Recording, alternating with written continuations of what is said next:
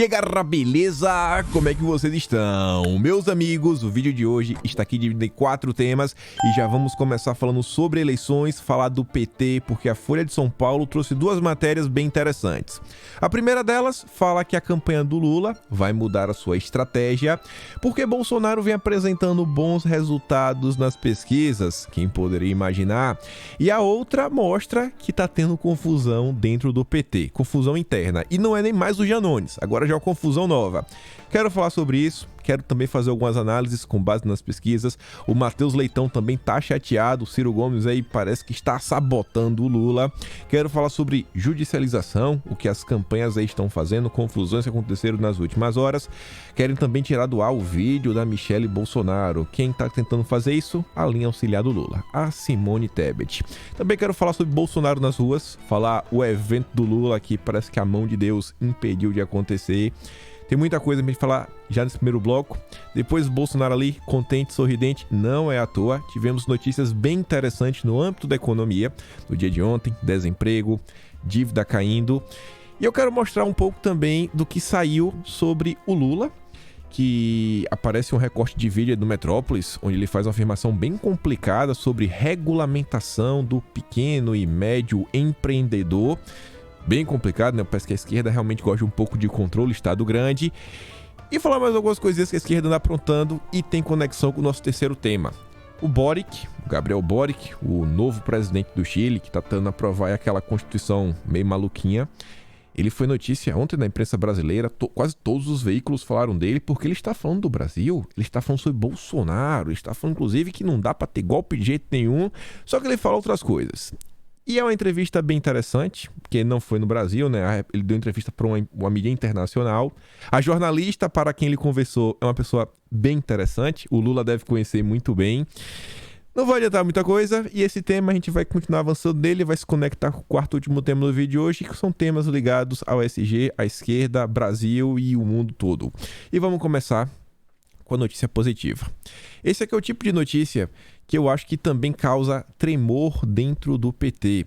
Eu acho que isso daqui ao longo desses quase 4 anos foi bem responsável nesse tipo de medida por reduzir algumas resistências que alguns setores tinham para com o Bolsonaro e mostrar que, cara, aquela conversa que tinha, que o Bolsonaro era um grande vilão, ele acabou com o Bolsa Família, que tentaram vender nas eleições de 2018, era pura balela. E você vê, ultrapassamos 400 mil títulos de propriedade emitidos em pouco mais de 3 anos de governo, 402.435 até hoje. Os pequenos agricultores se libertam das amarras de grupos partidários, participando agora de políticas públicas de incentivo à produção e renda de suas famílias. Somente 8 meses de 2022 até agosto, 122.396 títulos, resultado superando 8 anos de outro determinado governo. 4 vezes mais. Mais de 4 vezes. Isso daqui, em paralelo, é tipo o marco do saneamento. É uma pequena revolução silenciosa. Porque imagine cada uma dessas famílias que está tendo o direito, né, de realmente agora ter o título, ter a propriedade, que vai poder ir no banco, vai poder agora ter acesso a linhas de crédito, vai poder investir em sua propriedade, aumentar sua renda, aumentar sua produção, fazer com que a economia brasileira fique cada vez, né, mais pulsante, maior. E aí imagine a partir do momento que as pessoas também começam a se libertar, tem mais tempo, mais recursos para investir, inclusive na própria educação, na educação dos seus próprios filhos. Isso daqui vai trazer um resultado considerável aí nos próximos anos.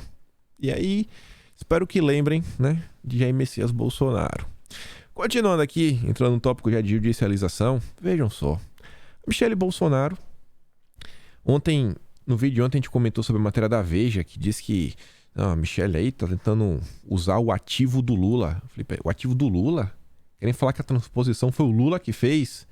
Tá de brincadeira. Até aí já estava bem complicado. Só que aí, para minha surpresa, a Simone Tebet, que tanto falou sobre as mulheres, vai à justiça para obrigar Bolsonaro a tirar do ar propaganda com Michelle. A Simone Tebet que quer calar uma mulher. Meu Deus, é inacreditável isso. É o suco da hipocrisia. Não, a Simone Tebet realmente é um caso a ser assim estudado. Ela que fez o discurso sobre o orçamento secreto, aí entrou na capa do Estadão, né? Aquela matéria exclusiva sobre o vice dela, a Soraya Tronic, que é uma galera aí que tem... Sabe, parece que gosta do orçamento secreto. Depois ela com aquele discurso de empoderamento e agora tendo contra a Michelle. Realmente a Simone Tebet aprendeu com Lula e tá virando cada vez mais uma linha auxiliar. Se ela colocar uma barba e tirar um dedo, fica igualzinho o Lula. Assim, a postura política tá quase a mesma coisa. Falando de judicialização, não tem como não falar dele. Randolph. O Randolph. 2 notas, em coisas diferentes. Primeiro, Randolph quer que o Supremo investigue família Bolsonaro por imóveis pagos com dinheiro vivo. Que, na verdade, nem se sabe realmente, não dá pra bater o martelo e falar foi dinheiro vivo. Não dá nem pra ter essa certeza, a gente comentou no vídeo ontem, trouxe... Não é uma norma, né? É uma espécie de orientação do COAF, que falava a questão de moeda da corrente nacional, que não necessariamente significa dinheiro vivo, dinheiro em espécie, mas tudo bem, não importa. Randolph já foi judicializar, concedeu algumas entrevistas, as pessoas inclusive acham que existe um tipo de ladruagem, de roubo, corrupção. E o mesmo Randolph, em mais um ato, sobre mais uma história, pede que a Suprema Corte também colha depoimento de Bolsonaro e apreenda celulares e computadores. E aqui envolveria uma suposta interferência da ABIN na Polícia Federal. E mais uma história. Todo dia é uma coisa e todo dia o Randolph tá lá. Até hora que assim eu falar, rapaz, o cara não cansa, viu? O cara não cansa de criar problema. Avançando aqui na questão de eleição, antes de mostrar notícias do PT, só uma matéria na Veja que, assim, fala um pouco mais do mesmo, que a grande parte das coisas todo mundo já sabe, como, por exemplo, o vínculo, né, e a aproximação que a Tabata do Amaral tem com o Lema. Só que traz outras informações bem interessantes, que é o seguinte, ó, o estrelado hall de empresários que apostam em Tabata Amaral. Candidato à reeleição já recebeu mais de R$1,5 milhão de reais. Entre os doadores, aí tem o Armínio Fraga, não é nenhuma novidade, né? Ex-presidente do Banco Central, ex-funcionário da turma do Lema, também já trabalhou para o Soros. Eli Horn da Cirela, Cândido Bracher, que já foi presidente do Itaú, o banco mais à esquerda do Brasil. Guilherme Leal, Natura, que é brother, né? Um encarne com a turma do Itaú também. Luísa Trajano, olha só. E é um cara novo que eu nunca tinha escutado. Florian Bartunek, um dos maiores gestores de fundos do país. Ele também contribuiu com R$100 mil cada, né? A Luísa Trajano é esse cara. O fundo Constellation do Bartunek, esse aí do ator da Tabata, é sócio do Lema e administra investimentos do também empresário Jorginho Soros no Brasil. Olha que interessante, né? O cara que administra os fundos do Jorginho. Essa é a Tabata Amaral. Essa é a Tabata Amaral. Moro fala em convergências e Deltan critica manifestos pró-democracia em acenos a Bolsonaro. Nossa. Quem também criticou um manifesto pró-democracia, né? A carta da USP, foi o ex-ministro Marco Aurélio Mello, mas a gente vai falar isso lá na frente, porque o Boric elogiou a cartinha. Mas calma lá. Eu trouxe essa nota só por um motivo. Olha o que eu falei logo após o debate. Como os últimos acontecimentos estavam assim desembocando em um cenário onde aqueles grupos que apoiaram Bolsonaro em 2018 e ao longo desses anos estavam meio chateados com o presidente, por causa disso, por causa daquilo outro, acabou com a Lava Jato, aquela narrativa maluca que Nando Moura, o MBL ficava repetindo a torta direito. E aí você tá vendo, né? O Moro tá aí falando em convergências, tentando aí trazer para si o capital político de Bolsonaro, Deltan Dallagnol a mesma coisa. Olha como a campanha de Bolsonaro, olha como as matérias que estão saindo na imprensa são aquelas matérias em tom crítico para tentar derrubar Bolsonaro. Não são matérias que estão apontando assim falhas, problemas. Pelo contrário, as matérias estão tentando problematizar. Bolsonaro, assim, a campanha de Bolsonaro acertou tanto no tom, aí nas últimas inserções na TV, que agora querem tirar o vídeo da Michelle do ar. Foi tão acertado que querem tirar.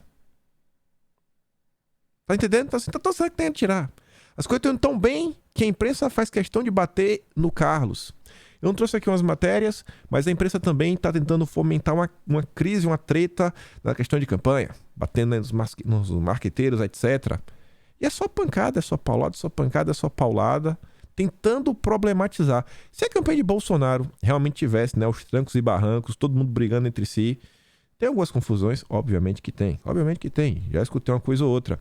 Mas perceba como, pelo menos assim, as ações e os eventos, as idas de Bolsonaro em entrevistas, podcasts, sabatina, o debate, como você vê que está assim, numa onda crescente. E isso tudo junto ao cenário real do Brasil, dados, fatos, melhora econômica. Trazendo aqui após o Moro, né? Começando a falar do Lula. Lula dissemina fake news sobre prisão na Lava Jato. Campanha Leque petista foi absolvido em todos os processos, até na ONU, e chama a condenação de armação política. TSE vai tomar alguma providência? Olha o antagonista que tanto batia em Bolsonaro. Quando o Maynard estava lá, o Maynard estava até defendendo o Lula. É voto nulo, é isso, aquilo, outro. Os caras meio que deram a rasteira no Maynard. Eu não acredito nessa aposentadoria, eu acho que tomou uma rasteira. Eu acho que o Cláudio Dantas, o Mário Sabino, chamaram na chincha e falou: ó, irmão, você tá em Veneza, você tá indo bem bom, comendo pizza italiana da original, sabe? Se der ruim, quem vai sofrer é a gente, você tá de boa. Então, fica quieto, tá boletando aí com força, continue boletando e deixa a gente aqui, porque o Lula não dá. O Lula não dá. O Lula não dá. E aí tá apanhando, e tá apanhando. E uma boa pergunta, né? Será que vai ter alguma providência? Você vê que o Lula também tentou utilizar o trecho do William Bonner. A Globo, logo a Globo, uma das maiores aliadas do Lula, pediu para tirar. Não é a Simone Tebet, que é a oposição, querendo derrubar o vídeo da Michelle. É a Globo, que é aliada do Lula, que não usa não. Passou do limite, Lula. Passou do limite. Tem até uma matéria que foi interessante, saiu hoje. Ontem, na verdade. O Lauro Jardim falando sobre as próximas entrevistas e sabatinas de Bolsonaro. Ele falou, ele vai estar lá na Rede TV e na Jovem Pan. Ele vai estar jogando em casa. Eu quero ver o Lauro Jardim falar a mesma coisa, né? O Lula, quando tá aqui na Globo, ele tá na casa dele. Isso ele não fala. A Globo é imparcial. E aí, vejam só. No primeiro turno, Lula deve comparecer somente a mais um debate, o da TV Globo.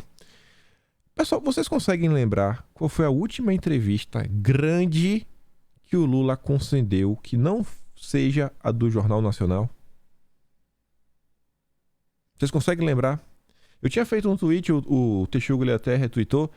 Assim, era meio tom de brincadeira, mas é verdade. Antigamente a gente falava que o Lula ele não podia pisar na rua. Isso não é brincadeira, isso a gente fala dando risada, mas é verdade, porque vai ser vaiado. Depois, você vê, o Lula não pode mais ir nos debates. Não há debates. E aí eu falava ali embaixo, nesse ritmo, o único lugar que o Lula vai frequentar é o escritório do William Bonner.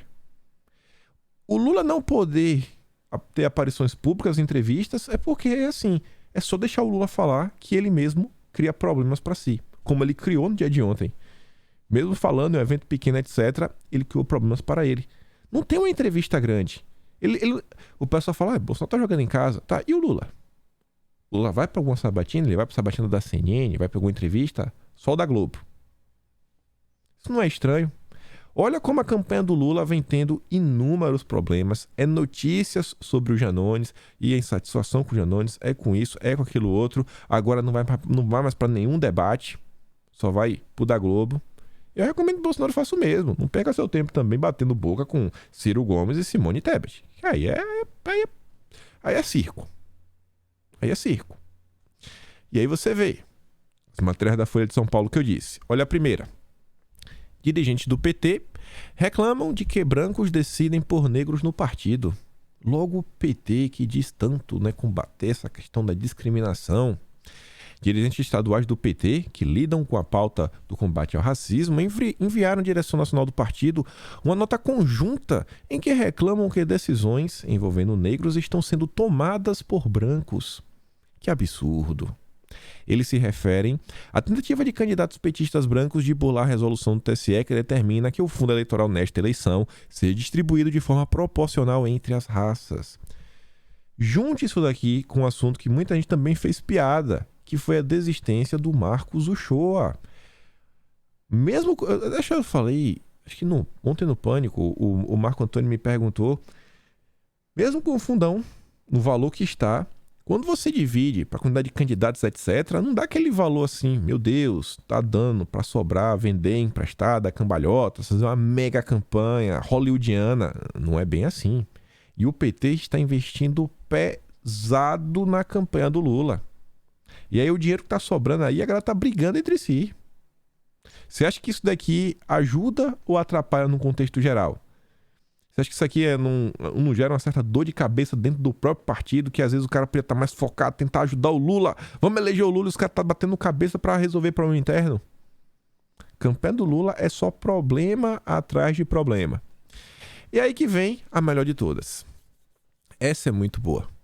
PT muda estratégia e passará a atacar Bolsonaro em programas de TV. Ideia é frear a curva que mostra que a rejeição do presidente vem caindo entre os eleitores na estreia da melhora da percepção na economia. O problema é que não tem o que fazer. Não tem o que fazer. Bolsonaro, ele está apanhando pelos últimos 20 anos da imprensa. 20 anos. Tem um gráfico depois pra gente analisar, inclusive, a rejeição do governo. Bolsonaro tá apanhando pela Globo, cara, assim... Todos os dias, sem parar, desde a época das eleições de 2018 para cá, não está fazendo efeito. O que é que o PT acha que vai falar que vai causar impacto? O que o PT assim, vai falar? Não, isso aqui aconteceu. E ainda mais o PT em si. Uma coisa é um jornalista de respaldo falar. Ainda tem gente que acredita no William Bonner. Não, o Bonner que tá falando esse Bolsonaro, tem gente que acredita. Agora, o PT... que é conhecido por suas mentiras, por todo esse passado obscuro, eles acham que eles possuem moral para falar. Sim, não vai adiantar. Não vai adiantar. E isso aqui, em paralelo, mostra o quê? Que a campanha do Lula também está cansada. Não tem nada novo para apresentar. Não tem proposta, não tem... Na falta de tudo, cara, vamos bater em Bolsonaro. Vamos bater em Bolsonaro. A campanha de Bolsonaro tá dando risada. É só mostrando entrega, é falando de Pix, é falando de transposição do São Francisco, é falando de melhora econômica, é falando de esperança, de dias melhores. E o Lula agora não sabe o que fazer. Não tem proposta para apresentar, é mais do mesmo. Recebendo piada do Maurício Meirelles, falando no debate. E aí, Lula, o que você vai fazer? Vamos falar de 2003. Porque não tem nada novo. Nada novo.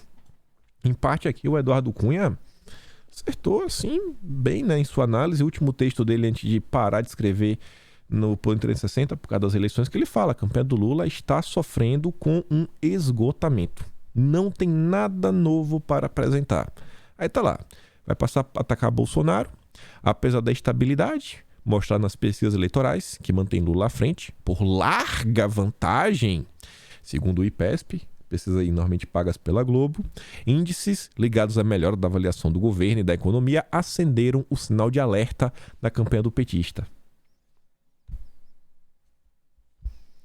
Se tá com a larga vantagem, pra que atacar Bolsonaro? Tá com a larga vantagem. E sabe qual é o bom disso daqui?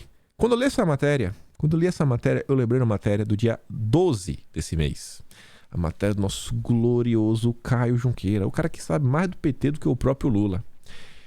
Isso daqui foi da época que a gente estava comentando sobre a Carta da Democracia, lá do Josué Gomes.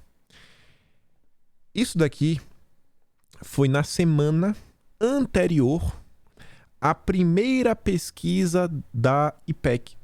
Da IPEC? IPEC? Eu tô na dúvida agora da...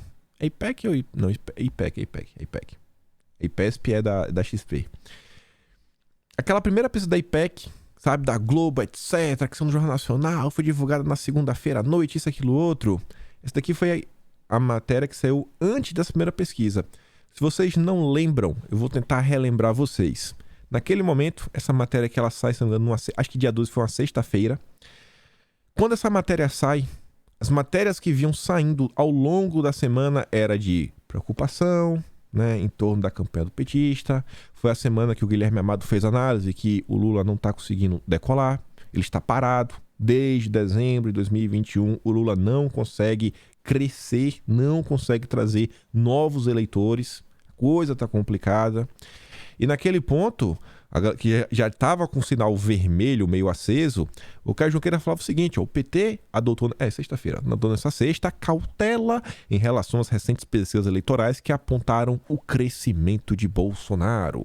No geral, a diminuição da distância entre ambos causou apreensão entre petistas, mas não ao ponto de alterar a estratégia. Não vamos mudar a estratégia. Não vamos mudar. Não, cresceu, mas está de boa, ampla vantagem. E agora a estratégia mudou? Passados 19 dias, aí agora a estratégia mudou. Por que mudou? Porque a vantagem está muito similar. Então alguma coisa está acontecendo, né? Alguma coisa está acontecendo. Mas hoje é quinta-feira, hoje tem Datafolha. Hoje tem Datafolha, o Lula vai voltar a sorrir de novo. E aí, olha só. No vídeo de ontem, trouxe uma matéria da Veja que falava sobre não é uma pesquisa propriamente dita, é uma espécie de levantamento de tendências, etc., que foi feito pela CNT-MDA. E aí o Leonardo, ele foi atrás do levantamento, ele analisou algumas coisas, e até aqui também dá um bizu, ele fez uma thread grande, acho que tem uns 10 itens, mas só quero mostrar 3. Ele começa falando o seguinte: ó, a pesquisa CNT-MDA revela informações importantes. Primeiro, a evolução de Bolsonaro, né, vem ganhando pontos nessa pesquisa rodada a rodada. O Lula continua estagnado. Olha para isso daqui. Quando diz que o Lula não cresce desde dezembro de 2021, na verdade o Lula ele não sai do lugar desde julho de 2021. E aí também se confirma o que o Morgan falou, quando estava lá com ele na Revista Oeste, que ele falou, cara, a campanha do Lula, ela já nasce no auge. Que todo mundo conhece o Lula. Todo mundo conhece o Lula. Ontem eu assisti um cara chamado Ferri falando uma coisa que em 2018, e tá falando de pesquisa, etc e tudo mais, o Lula levou a candidatura dele, cara, até quase os finalmentes. Eu lembrava que o Lula era candidato em si mesmo, preso, etc. E foi isso, o Lula mesmo preso, etc. Levou a candidatura ao máximo, que é pra ver se agrupa a quantidade de eleitores possíveis que gostam dele, porque ele é mais popular que o Haddad, e ele passava o bastão pro Haddad pra ver se o Haddad se elegia. Não funcionou. Ou seja, o Lula, ele perdeu em 2018, né? Porque o Haddad era o poste dele, não deu certo. Ele volta, todo mundo que queria votar nele vai poder votar. Não é nenhuma novidade, é uma pessoa que todo mundo conhece e ele não consegue avançar. Não consegue avançar.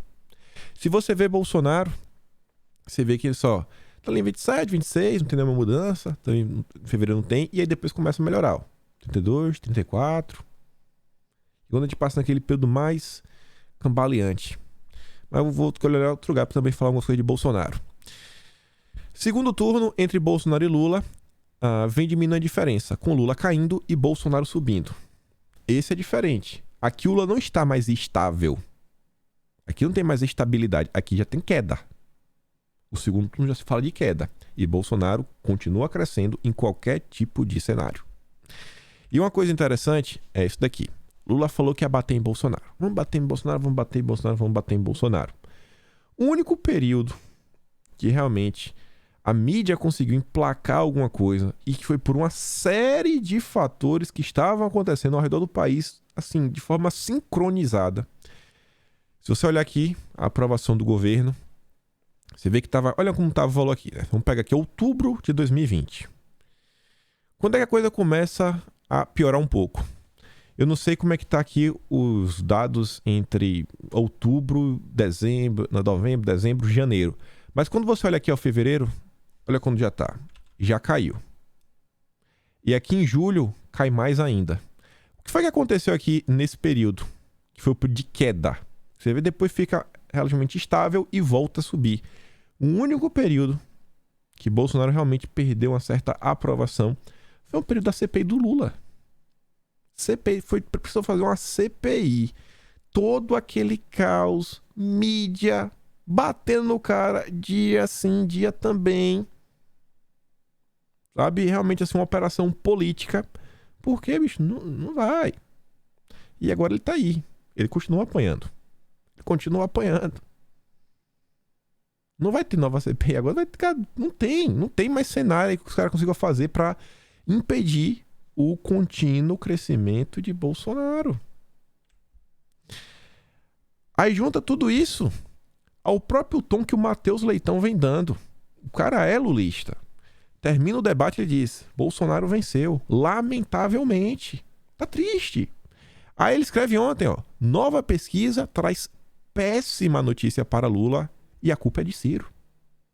Não é ruim, é péssima. É péssima. Mostrando que o Ciro tá crescendo, tá desidratando o Lula. O que foi que eu falei também ao final do debate? Gente, o que o Lula fez, assim, se o pessoal falar, ai, Bolsonaro ele precisa crescer entre as mulheres, ele atacou a Vera Magalhães, isso vai pegar mal. Se o pessoal acha que isso pegou mal, a piadinha que o Lula fez para o Ciro pegou muito pior. É muito pior, porque o eleitor do Ciro, ele é puta da vida com essa história. E aí o Ciro meteu na lata e tu que tava preso. E aí tá falando que o Ciro cresceu. E o crescimento do Ciro, em tese, tá tirando os votos do Lula. Vai chegar cada vez mais desidratado no primeiro turno. Aí tu já pensou? Tem o primeiro turno. Todas essas pesquisas que mostravam Lula, favoritismo, blá blá blá. E na verdade não é assim. Tu já pensou no sentimento que as pessoas vão ter de falar, cara, eu tava sendo enganado pela imprensa? Ciro Gomes. Lula perdeu a capacidade de enfrentar Bolsonaro e a direita. E tá aí apanhando. O Lula tá apanhando. Ele foi... Antes do debate, eu falei, no dia antes do debate, no vídeo falando, gente, o Lula ele precisa ir amanhã para tentar fazer as pazes com o Ciro Gomes, na verdade com o eleitor do Ciro Gomes. Aquele risinho de deboche dele, Ciro, você tem que pedir desculpa, não vá para Paris. Ele jogou no saco. Sim, cara, ele desperdiçou a oportunidade. E agora o PT não quer deixar ir pro debate. Primeiro, para não passar vergonha com o Bolsonaro. E segundo, para o Lula não criar ainda mais problemas para ele mesmo. A campanha do Lula tá um desastre. Está um desastre. E aí, olha só. Ontem, Bolsonaro aí, né? Teve uma pessoa que supostamente tentou jogar um objeto em Bolsonaro durante a motociata. Fico muito preocupado com isso. Preocupado mesmo de verdade, né? Bolsonaro, pelo amor de Deus. Espero que a segurança seja reforçada depois disso. Mas eu quero mostrar para vocês a agenda de Bolsonaro ontem, lá no Paraná. Olha isso daqui. Vocês vão entender porque eu vou mostrar.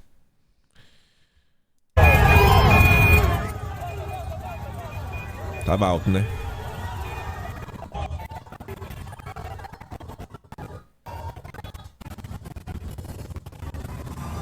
Pra ser acelerado. Todo mundo vê aí, né? Com as motinhas.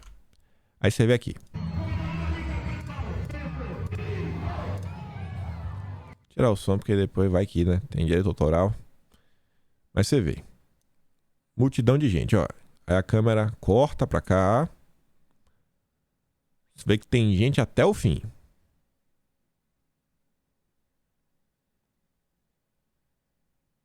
Aqui eu queria que tivesse... vai acabar, mas você vê que quando você filma aqui pra baixo, tá um mundaréu de gente também. A Lisa postou todos os vídeos. E aqui tá o vídeo do Bolsonaro chegando. Pronto, aqui eu acho que vai mostrar. É nessa lateral aqui, ó. Aqui, primeiro que já tá lotado das motos, todo mundo chegando, né? Cadê ele, acho? De um lado. Pô, não vai dar pra mostrar. Tinha outro vídeo na internet que tava mostrando aqui pra tudo que é lado. E aí você vê. Onde Bolsonaro vai, tem pessoas nas ruas. Aonde o cara vai, tem gente na rua. Querendo ou não, né? De motociata em motociata, Bolsonaro tá rodando o Brasil inteiro há um bom tempo. Um bom tempo. E uma coisa que eu fiquei assim, me questionando depois, que eu achei bem interessante, pode ter acontecido. Pode ter acontecido aí nos últimos meses, mas olha o que aconteceu com a campanha do Lula. Comício do Lula em Belém. O vento derrubou a estrutura na Marina Clube. Não vai ter. Eu tentei lembrar, falei, cara, será que já teve alguma motocicleta de Bolsonaro que foi cancelada porque, sei lá, algum evento de Bolsonaro, porque choveu demais, porque fez isso demais, porque fez aquilo outro, sabe? Ou com questão de desastre da natureza, algum evento de Bolsonaro não aconteceu, não ocorreu. Eu não consegui lembrar de nenhum. Mas parece a providência divina, né? Parece assim, Deus colocando a mão, falando, não vai, Lula, não vai, Lula. Talvez, se o Lula estivesse criticando o Daniel Ortega. Talvez se o Lula estivesse defendendo os cristãos na Nicarágua que estão sendo perseguidos, talvez nada tivesse acontecido, né? Mas são vários talvez. A gente fica assim, né? Para quem acredita em Deus, para quem tem fé no divino, isso aí às vezes é algum sinal. As coisas pro Lula não estão muito bem. E antes dessa daqui, ele tá fazendo um comício lá em Manaus. Olha a foto do Lula, né? Agradeço o povo de Manaus por ter lotado nosso ato e pela esperança que vi hoje em vocês. Vamos juntos reconstruir o Brasil. Boa noite. Aí a Elisa pergunta, lotado Lula? Porque a foto do Lula só mostra daqui, né? Só mostra o palco. Olha a foto de longe, gente. Só tem gente aqui, ó. Eu tô circulando. Olha o tamanho do espaço. Cadê? Olha só essa foto aqui, ó. Cadê a turma aqui? Cadê o povo aqui? Cadê aqui? Olha o tamanho. Gente, isso aqui é um campo de futebol. Isso aqui é um campinho de futebol. Parece que o campo de futebol é maior que o evento lotado do Lula. Acho que vai dar Bolsonaro no primeiro turno, viu? Mas tudo bem, tudo bem. Vamos falar porque talvez dê Bolsonaro no primeiro turno. Como a Folha informou, né? A percepção de uma melhora econômica pode ajudar Bolsonaro. E no dia de ontem, até a Globo teve que noticiar: dívida pública cai pelo 9º mês seguido e atinge 77,6% do PIB. Uma coisa que a imprensa sempre estava falando, mas era a questão do desemprego. O desemprego cai, mas a renda do brasileiro não sobe. A renda está ruim. Diminuiu o desemprego, mas a renda não melhorou. Só que dessa vez, desemprego recua para 9,1% e renda volta a subir após 2 anos, diz o IBGE. E agora?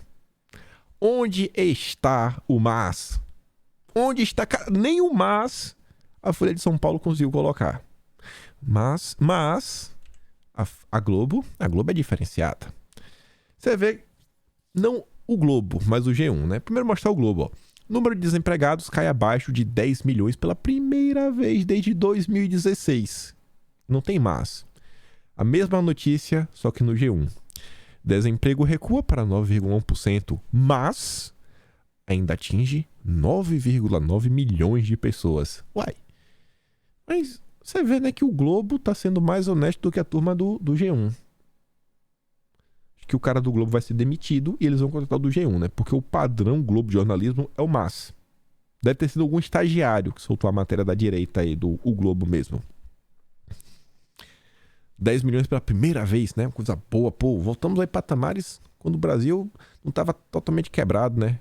A Dilma ainda estava tentando quebrar o Brasil, mas tem o MAS. Olha o valor econômico, também Grupo Globo. Desemprego cai para 9,1% até julho, menor taxa desde 2015. Deveria ser alguma notícia boa. Eu só não entendi porque tem essa foto aqui, ó. A pessoa triste, com a mão na cabeça. Meu Deus, estou desesperado. Ué, mas não tá melhorando a economia? Pra que a imagem do desespero? Essa imagem, eu acho que ela encaixava melhor nessa nota aqui da Veja. O gosto amargo que a queda no desemprego deixou no mercado. Números são positivos, mas indicam desaceleração no ritmo de crescimento da população ocupada. É duro, né? O gosto amargo da queda do desemprego. Caiu. Ai, isso é ruim demais. E aí, falando de questões econômicas, e agora a gente vai começar a falar bastante do Lula e sua turminha, a começar por aqui. Esse vídeo eu mando para vocês no Telegram, não vou dar play no áudio, só vou ler o que a Metrópole está falando. Lula defende regulação do micro e médio empreendedorismo no Brasil para assegurar direitos trabalhistas. Lula está criticando aí a questão de quem trabalha com entrega. Ah, tá ruim. Não, o cara tem que ter férias, né? Isso aqui, aquilo, outro, blá, blá, blá. As pessoas que trabalham entregando comida, sentindo cheiro sem ter dinheiro para comer, estão mais para ser consideradas quase que em trabalho escravo, diz o petista. Regulação e controle. Regulação e controle. Essa é a esquerda. E aí, veja só, falando em esquerda. Eu tinha visto essa notícia ontem, mas não, na verdade anteontem. Poderia estar no vídeo ontem, mas a pressa final, isso aqui eu comento depois. E eu acho que eu realmente esperei, porque eu não tinha pensado no que o Atalaia falou. Para mim, a parte mais interessante da notícia, que é o seguinte: o setor financeiro aposta em Alckmin para Ministério da Economia em eventual governo Lula. Como se fosse uma coisa muito boa até o Alckmin. E o Atalaia falou uma coisa que é bem pertinente. Todos os brasileiros sabiam que Paulo Guedes seria ministro da Economia com meses de antecedência das eleições. Não foi especulação. Hoje, do lado de Lula, ninguém sabe. E do lado do Lula, as andanças dele e da turminha dele, como o Padilha, que vai lá, né, da XP, junto ao Benchimol, fala, não, vai ter previsibilidade total. Onde é que está a previsibilidade que o Lula vendeu para a turma do Benchimol? Cadê? Inclusive ontem, tá tendo aí, né? O CAD abriu uma investigação contra a XP. Desejo boa sorte pro Benchimol. E eu gostaria de saber se o Lula vai continuar sendo amigo dele. Só perguntando, né? Para depois falar nada. Ninguém solta a mão de ninguém. Continuando ainda na esquerda. Enquanto o Brasil só vem apresentando, né, notícias animadoras, esperançosas, o Chile, que era o exemplo da América Latina, sabe, de prosperidade, de uma economia livre, liberal. Chile perde posto de uma das economias mais quentes do mundo e passa a ser um país sem dinheiro. Investidores têm tirado tanto dinheiro do país, mesmo com juros em máxima de 24 anos, que o Banco Central teve que injetar bilhões de dólares no mercado de câmbio para estabilizar o peso. Só não pode, daqui a pouco vai virar Argentina. E o cara pergunta, alguém saberia dizer o que teve no Chile? E a resposta é bem simples, né? Eles elegeram o amigo do Lula, o Gabriel Boric. E aqui a gente vai começar a fala deles. Boric defende reação conjunta da América Latina a golpe no Brasil. Eu vou mostrar para vocês alguns trechos da entrevista dele. Mas tá lá, o Boric defendeu que a América Latina tem que reagir em conjunto para colaborar na prevenção de um possível golpe de Estado no Brasil. Entrevista para Time, que o Lula também, né, concedeu entrevista. Olha que interessante.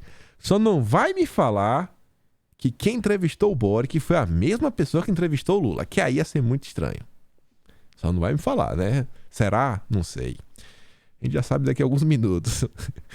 Perguntado sobre o que faria para apoiar a democracia brasileira, o Boric defendeu a atuação conjunta do subcontinente e saudou a Carta em Defesa do Estado Democrático de Direito. Aquela lá, né, da turma da USP, da Fiesp, etc. Antes da gente avançar, quero só falar sobre a carta, e a gente volta pro Boric e pro Lula. O Marco Aurélio Mello concedeu uma entrevista para a CNN, que ele fala o seguinte, ó. Cadê? Olha, eu devo dar uma palmatória. Convidado por um ex-diretor da USP, o professor Floriano, eu subscrevi um manifesto, mas pensei numa peça de juristas para reafirmar que a democracia veio para ficar, que a república é uma república sólida, democrática, o Estado é um Estado democrático de direito. Mas eu ouvi que se passou a utilizar esse manifesto como um instrumento político para se fustigar o atual governo e se apoiar o que seria um candidato da oposição, o ex-presidente Luiz Inácio Lula da Silva. Eu, se soubesse que seria essa destinação do manifesto, e não a simples reafirmação da democracia, a revelação da crença na democracia, eu não teria assinado em si um manifesto. Você se arrependeu? Me arrependi. E se arrependimento matasse, você estaria encomendando a minha missa de sétimo dia. Afirma com todas as letras que não só se arrependeu, como é uma cartinha de apoio pro Lula. Que democracia é papel Lula. Foi ato político. que a imprensa tentou dar aquele verniz, né? Nossa, o Estado Democrático de Direito. Ai, mas vamos voltar pro Boric. O Lula, olha o bonezinho do Lula, né? Com o Boric. O Boric, amigo do Lula. E vejam só. Essa é a capa da Time, né? Olha que rapaz bonito. É a versão do Boulos melhorado. Não é só a estética, porque assim, por dentro é a mesma coisa. O novo guarda, talvez o novo guardião, o presidente mais jovem do Chile está liderando o seu país através de um momento de mudança histórico. Nossa, sensacional. E a jornalista que entrevistou ele é a Ciara Nugent. Será que é a mesma pessoa que entrevistou o Lula? Sim, gente, é a mesma mulher que entrevistou o Lula. Meu Deus, que interessante. Será que foi o Lula que passou o telefone e falou: Boric, tem uma mulher para nos ajudar, Boric. Sei que você quer aprovar a Constituição. Vá lá e me defenda, Boric. Vá lá, é nossa, é brother, é parce. Só para relembrar, né, porque o Lula concedeu entrevista para Time, a Ciara, ela agradeceu. Olha quem ela agradece.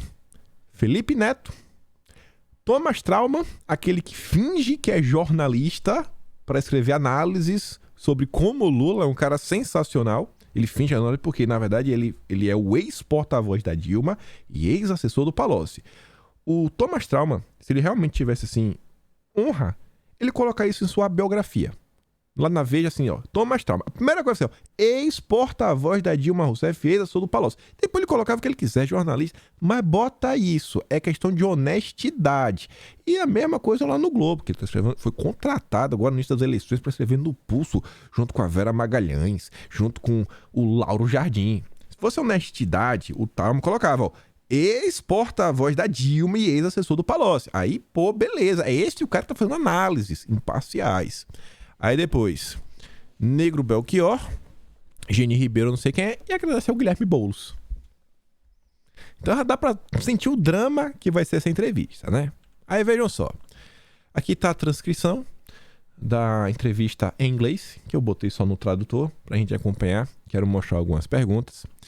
Pra gente ver como o Boric é um cara democrata e realmente parece que tem o DNA do Lula correndo em suas veias. 2 décadas depois, quando você era deputado, esse tipo de raiva explodiu nacionalmente na explosão social. Como você se sentiu então? Tá falando do processo, que antes de ele chegar ao poder, ser presidente, etc. Tem umas perguntas antes. Aí ele fala, ó, nós, políticos de esquerda, sentíamos que tínhamos uma responsabilidade. Não podíamos ser apenas agitadores. Olha só, não podemos ser apenas agitadores. Tivemos que oferecer uma alternativa, algo que pudesse canalizar o conflito em alguma direção. Peraí. Então, estava naquele momento, o pessoal estava meio, sabe, revoltado por algumas coisas que estavam acontecendo no Chile. Aí a esquerda, ele está falando que ele era um agitador, ele estava promovendo, né, uma desestabilização da sociedade, mas com objetivo. Ele canaliza esse sentimento, né, dessa desestabilização para... E por isso que juntos, com outros, apostamos no processo da nova Constituição. Quem poderia imaginar que a esquerda desestabiliza a sociedade para vir com uma nova Constituição para mudar as regras? Uau, eu estou surpreso. Aí ela pergunta, pesquisas sugerem que a maioria dos chilenos planeja rejeitar o documento. Se isso acontecer, você pode acontecer o que vai acontecer, Boric? O pessoal rejeitar essa nova Constituição? Sim. O Chile decidiu, em outubro de 2020, ter uma nova Constituição. E o país decidiu que deveria ser escrito por um órgão especialmente eleito para esse fim. E esse mandato ainda se aplica. Se o rechazo acabar vencendo, né, ser contra o que seria legítimo, temos que continuar com esse mandato do povo. Ou seja, eles não vão aceitar perder. Ora, que o povo foi contra a Constituição. Mas em 2020 eles falaram que eles queriam uma nova Constituição. Então vai ter que ter, a gente vai tentar outra. Vamos escrever então mais uma Constituição. Vamos ter que mudar. Porque o povo falou que quer mudar a Constituição. Desde outubro de 2020. Eles não podem ter mudado de ideia. Isso significa eleições para uma nova convenção constitucional? É isso que nós, como governo, queremos fazer. Essa daí não foi aprovada? Beleza. Vamos fazer uma nova. E até avançar. Porque entendemos que é o mandato do povo. Isso não é capricho. O povo decidiu nesse ponto. Podemos estudar os detalhes. Mas esse é o mandato principal. vai trabalhar, vai mudar. Se perder, vai tentar de novo, vai tentar de novo, vai tentar de novo, vai tentar de novo, até mudar a Constituição. A turma da esquerda não larga o osso. Uma rejeição seria bem desastrosa para sua agenda, né? Ainda temos consenso sobre a necessidade de uma nova Constituição e a necessidade de atualizar os fundamentos da nossa sociedade. Estou convencido que vamos chegar lá independente do resultado de dia 4 de setembro, que é quando vai ver, né, a Constituição. Perdeu, não importa, a gente vai chegar lá. Tô nem aí pro resultado. Eu só lembrei do plebiscito que aconteceu no Brasil em 2005 sobre as pessoas poderem se defender, que o PT não concordou com o resultado. Né? E aí veio o Estatuto de Desarmamento. Ah, rapaz, o Boric parece que tem um DNA do Lula nas veias. Independente do resultado, vamos chegar lá.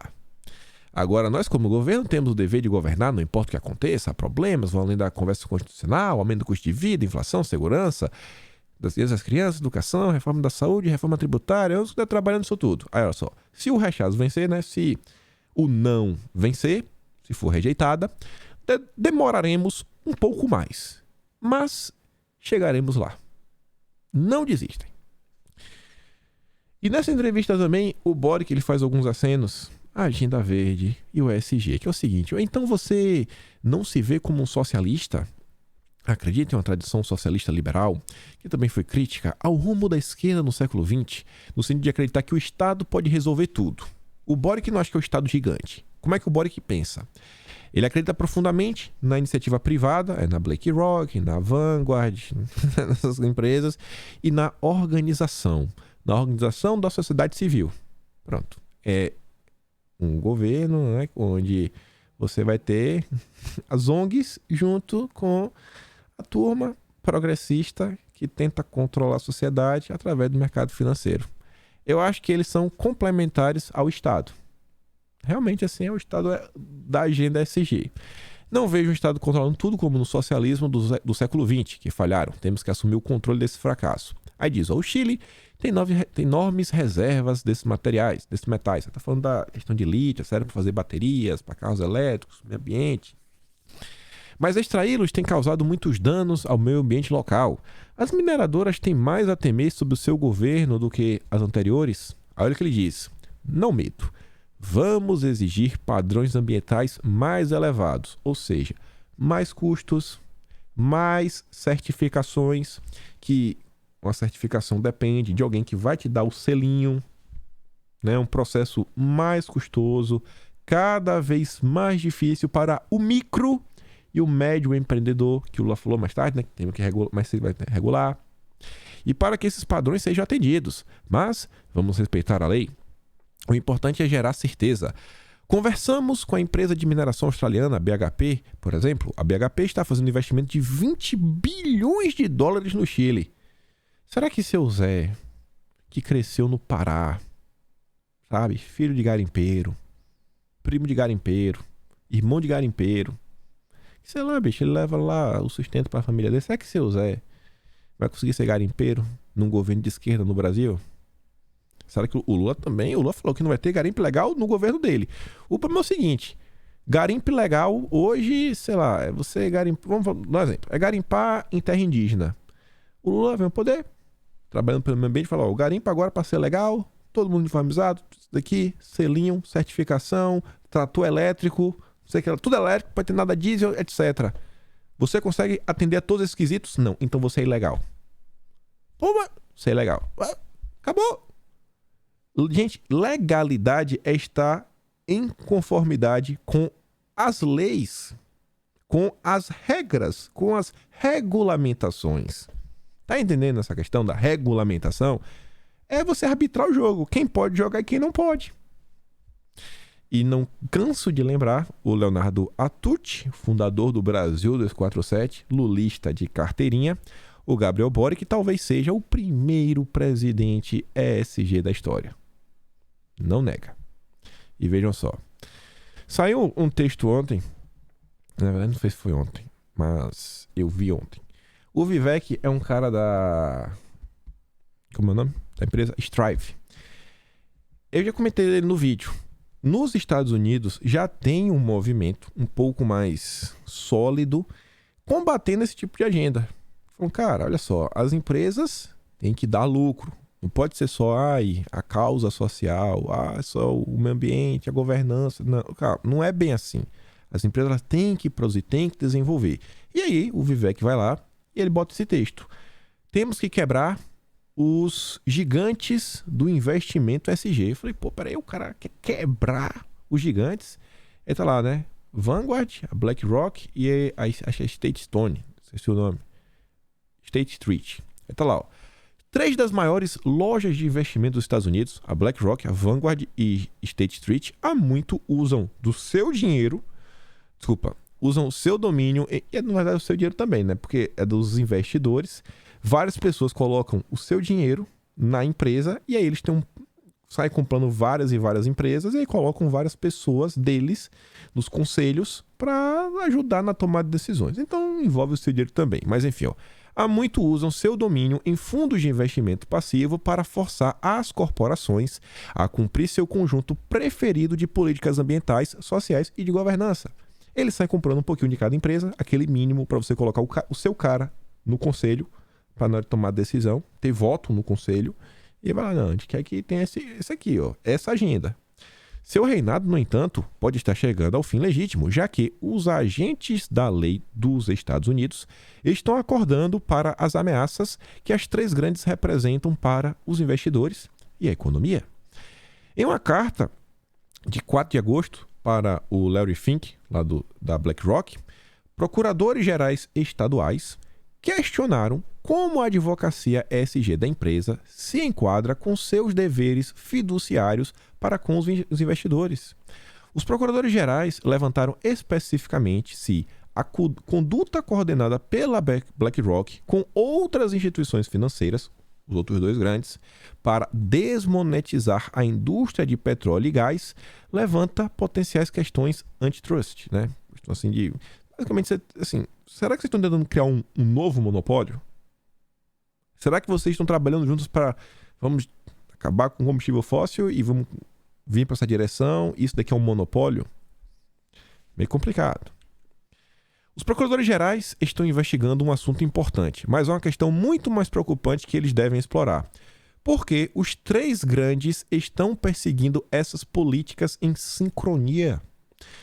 Porque nenhuma instituição do setor de serviços financeiros, exceto a recém-lançada Strive, optou por colocar o investidor em primeiro lugar, priorizando o lucro sobre as questões sociais. Estranho, não? A resposta aparente levanta preocupações muito além do conluio anti-petróleo e gás das 3 grandes. Há boas razões para se preocupar com os efeitos ajustantes do mesmo conjunto de participantes que possuem todas as empresas concorrentes em outros setores. Muitos na academia têm incentivado a processar essas empresas sob a seção 7 da Lei Clayton, um estatuto antitrust, né, que é contra assim, monopolização do mercado, promulgado em 1914, que proíbe qualquer aquisição de ações ou propriedade que podem diminuir substancialmente a concorrência. Essas preocupações devem ser ainda mais fortes quando os jogadores em questão não apenas possuem, mas controlam uns aos outros. Por quê? A BlackRock é dona de uma enorme parcela da State Street. A BlackRock também é dona de uma enorme parcela da Vanguard. A Vanguard é dona de uma enorme parcela da BlackRock e dona de uma grande parcela da State Street. E a State Street é dona de uma grande parcela da Vanguard e também é dona de uma parcela da BlackRock. Então, no final do dia, é um processo circular. Tá entendendo? Assim, é um absurdo. Você tem 3, mas na verdade é uma só. Não existe concorrência substantiva dentro do paradigma ESG sob o nariz de nossos reguladores antitrust. As 3 grandes adquiriram controle compartilhado umas sobre as outras e sobre quase todos os concorrentes em potencial.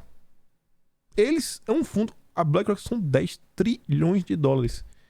Tudo que é importante, eles têm uma participação grande. Essa não é uma situação que pode ser corrigida apenas com cartas de sondagem ou litígios específicos do setor. Estamos agora enfrentando o problema original para o qual o Congresso escreveu leis antitrust americanas para resolver. Propriedade coordenada, de tudo por panelinhas concentradas que buscam suas próprias prioridades às custas do bem comum. Essa matéria é um pouco maior do que isso daqui. Eles também levantam a questão de que, uma grande parte do dinheiro dos fundos de pensão também está indo para essas empresas. Os fundos de pensão meio que estão sendo utilizados assim. Pô, esse dinheiro era para aposentadoria.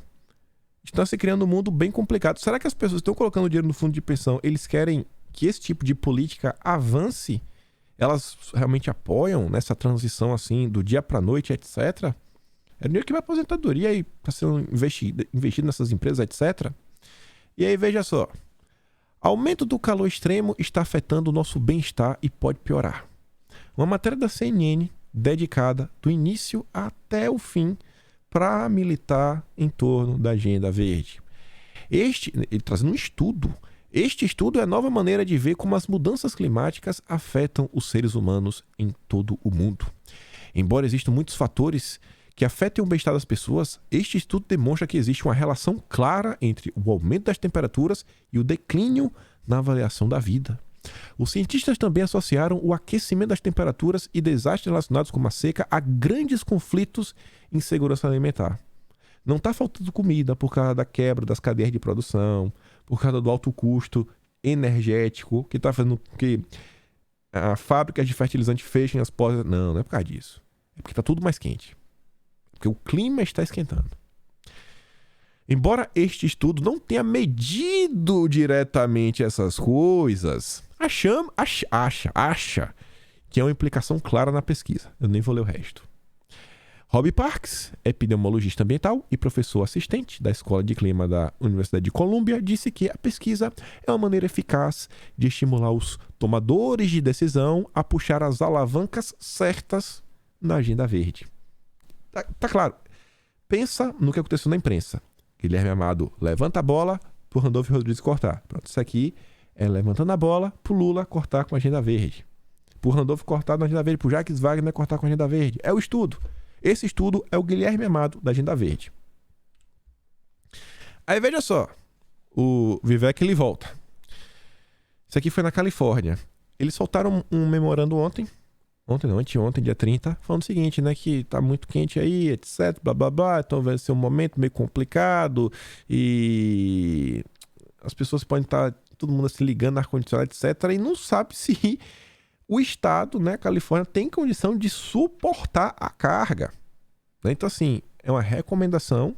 A autoridade da rede elétrica alertam sobre apagões e pedem aos moradores que economizem energia. Temos que economizar energia para não ter apagão. Ajuste termostato para 78 graus é Fahrenheit, né? Não é Celsius, então sei lá quanto vai desse daí na conversão, não vou fazer aqui na cabeça. Evite usar aparelhos grandes e carregar veículos elétricos e desligue as luzes desnecessárias. Evite carregar os veículos elétricos. Mas o veículo elétrico não era a solução. Então a pessoa agora está impossibilitada de sair de sua própria casa porque ele tem um carro elétrico. Ele comprou um carro elétrico para salvar o planeta e agora ele não pode sair de casa? Veja como funciona. A Califórnia adota políticas energéticas, né, que acaba complicando um pouquinho. Então, os fundos de pensão da Califórnia pressionam os grandes gestores de ativos a impor mandatos ESG em todo o setor privado para que o resto da América possa sofrer o destino da Califórnia. Fundo de pensão, mais uma vez, voltou o tema. Sabe quem que tomava conta dos fundos de pensão no Brasil? Não dos fundos, mas tinha a capacidade de mexer nas regras? O senhor Carlos Eduardo Gabas, na época da Previc. Pega o mesmo exemplo do garimpeiro legal e ilegal. O que é um garimpeiro ilegal? É o que não está de acordo com as leis. Na Previc, o Gabas, ele podia falar o seguinte, ó. Agora a gente tem as regras, porque o fundo de pensão, aquele dinheiro é a sua aposentadoria. O cara não pode colocar aquilo ali num investimento de risco. Tem que ser alguma coisa um pouco mais sólida. E aí, para garantir que esse dinheiro não vai ser mal aplicado, a Previc, ela faz uma listagem de várias regras. Pô, você não vai colocar esse dinheiro na mão do fulano de tal, né? Assim, tem que ser alguém que tem uma empresa, com CNPJ. Já pensou? Tu vai dar um cara que não tem nenhuma empresa, só tem um CPF, ele chega pra tu, né? Sandália havaiana, fala, pô, eu sei multiplicar o teu dinheiro, me dá teus 10 bilhões. Peraí, pô. Qual é tua... Tu tem aqui uma certificação, tu tem como me provar que tu entende de investimentos? Pô, eu sou... Não tenho não, mas eu sou bom, eu me garanto. Tu não vai colocar esse dinheiro na mão, né? Então a Previc entra nesse ponto para criar algumas regras básicas.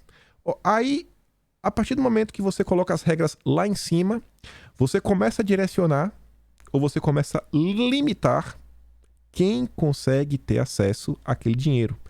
Vamos pegar um exemplo lá na Califórnia. É um exemplo hipotético na Califórnia. Não tem nada a ver com o Brasil. Nada. Uma espécie de Previc californiana cria regras que no final do dia os únicos locais que podem receber dinheiro dos fundos de pensão são as empresas 100% ESG. Se não for ESG, não pode receber os aportes. Qual empresa não quer receber mais dinheiro, né? Ter acesso a esse mercado de capitais, para ela receber o dinheiro, ela fazer novo investimento, a empresa continuar crescendo, contratar mais pessoas, entregar mais produtos. Pô, todo empresário quer crescer sua empresa. E ele precisa de dinheiro para investir, reinvestir. Mas ele só tem acesso a esse dinheiro para investir e aumentar a empresa dele se ele for ESG. Porque o fundo de pensão só pode depositar o dinheiro naquele lugar. E aí, através de uma indicação política, a Previc não é concurso público, falando do Brasil, você consegue direcionar parte do fluxo do dinheiro. A mesma coisa com a B3 agora. Você faz a sua empresa de moda, porque normalmente isso é uma área, mas tem uma tendência mais feminina. Você tem lá a sua empresa, sabe, moda, costura, roupas lindas, maravilhosas. A maior parte da sua empresa lá, 80% dos seus funcionários, inclusive os mais bem pagos, todos mulheres. Só que o conselho, meio que não tem conselho, é você sozinho. Aí você vai fazer um IPO de sua empresa para entrar na B3. Aí a B3 te pergunta: tem um grupo de minorias no conselho? Pô, mas 80% da minha empresa tem isso daqui, daquilo outro. Tem no conselho? Pô, mas minha empresa tem no conselho? Não, no conselho não tem. Então você, amiguinho, não pode participar da B3. Você não pode entrar para o meu clubinho. Gente, é isso que está acontecendo no Brasil hoje. Essa regra dos conselhos da B3 já está acontecendo. E assim, eles asseguram que as portas para o mercado de capitais, para investimentos, estarão fechadas para quem não rezar a cartilha política dessa turma. Só para falar aqui da Califórnia, dia 30, não carrega o carro elétrico não, viu? Porque a gente está num cenário meio complicado, cenário energético meio complicado. Dia 24, essa mesma Califórnia aprovou uma lei que proíbe a venda de carros a gasolina a partir de 2035. Eu espero que até lá eles resolvam, né? Para não pedir que a galera deixe de carregar o seu carro lá em 2035. Tem mais aqui da Califórnia também, etc. E umas coisas aqui também envolvem SG, mas isso aqui a gente comenta até amanhã. Ligados a questões energéticas. Mas olha o que está acontecendo, pessoal. E eu só vou deixar para vocês aqui uma provocação. Uma pequena provocação. Pensa aí nos próximos 4 anos. Olha esse tipo de notícia. Tenta lembrar de 2019. Você lembra como teve um determinado momento, ali em setembro de 2019, que a Amazônia estava pegando fogo, né? Que o Salles, ele ganhou todos os holofotes. Você lembra que ali no início de 2021, por causa da CPI, os holofotes caíram no Ministério da Saúde? Quais ministérios você acha que nesses próximos 4 anos assim, vai ter um peso e uma pressão internacional sem tamanho? Olha o que está acontecendo com a energia, olha o que está acontecendo com a comida. Pare e pensa nisso. Olha as coisas que estão por vir. E aí você tenta pensar, né? Faz essa provocação. Pô, quais devem ser os setores chaves nos próximos 4 anos? Quem será que o Lula vai colocar nessas posições? E aí você olha quem Bolsonaro colocou até então. E você tira aí as suas conclusões finais. Fico por aqui. Vai lá no Telegram, pega os vídeos. Se gosta do meu trabalho, pode se tornar membro do canal. Botão de valeu. Patreon na descrição. Mas o mais importante de tudo, converta votos para Jair Messias Bolsonaro e volte amanhã. Falou, meus amigos.